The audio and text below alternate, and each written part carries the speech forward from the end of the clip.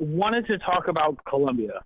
Okay. Kind of like, I just feel like there is these insane machinations going on right now, and it works in concert with capital, but I feel like the guys over at Machete and TMK, and like there has been some sort of synthesis about what's going on. I don't know what that is. I don't know what that two is. podcasts, Machete and Austin Gonzalez and crew, and the TMK is that This Machine Kills. Yeah. Ed Anguesso and Jason Sadowsky. Yeah, two podcasts. Okay. Yeah, and then they've been doing like some good stuff, but I haven't really, and I know the synthesis exists out there because it must in some fashion, but like there's like this weird thing going on in Haiti with the assassination that happened. Then you have like all of these protests that have been going on for over a year in Colombia, and now Cuba is getting thrown in the mix. And I feel like everyone has kind of been like sort of touching on this, but I haven't gotten like a real. I don't know if anyone's been able like to synthesize like how capital has been functioning in a way in concert. And I don't know if that's like by design by the actors of capital that are mitigating any sort of information getting out, or it's just like not there and like I'm being totally Binder in conspiracy theory. I guess my rough overview of what's happening, I'm very cynical about the emphasis being placed on Cuba recently over protests that frankly like pale in comparison to stuff we saw domestically. I think that is being boosted by figures on the right and I guess we'll call it Imperial Center to distract from what's going on in other countries, right? Like the Haiti stuff, Colombia, but also you have in Peru, like in Chile, you have a lot of like basically the return of the pink tide if it ever left. And so I think capital, I think, is not entirely in control of the situation. I think at least from maybe I could be optimistic about that, but I think that's why I view Cuba as like we need to try to juice some old Cold War thing because that's the playbook that we have for responding to things like maybe a new constitution in Peru, and also like the dirty business that we're probably facilitating to some degree in Haiti and Colombia.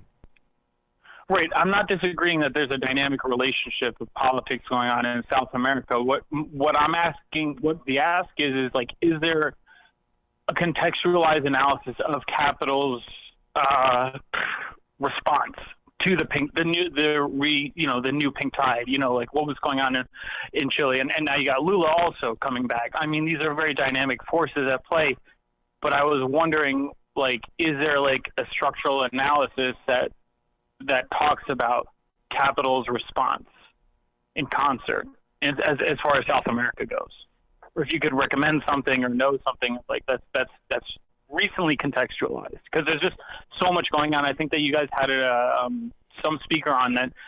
The question was posited, like does revolution or like do all these things? Is there like one specific moment? And I think that he said it was many moments like together that bring about revolutionary change. And I'm just wondering whether or not these conditions are being met right now for sea change.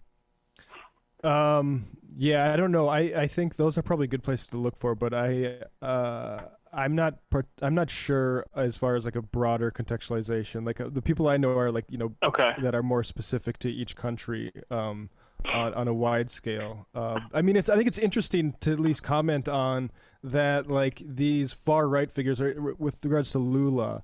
Lula's the Workers' Party is boosting his security because they're afraid that Bolsonaro and the military are going to try to kill him, frankly, because that's the only way that he's not going to win the election.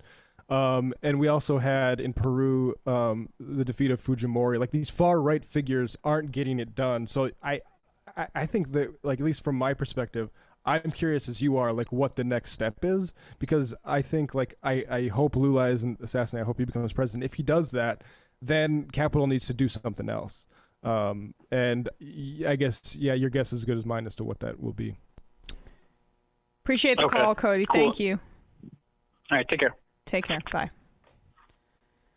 I mean, the thing is, like, this world was formed by violence, covert and otherwise, and the idea that it will be able to be maintained by the constitutions forced by like Pinochet or that sort of legalism, it of course won't be, because people resisted in the first place and they're learning to resist it again. Right.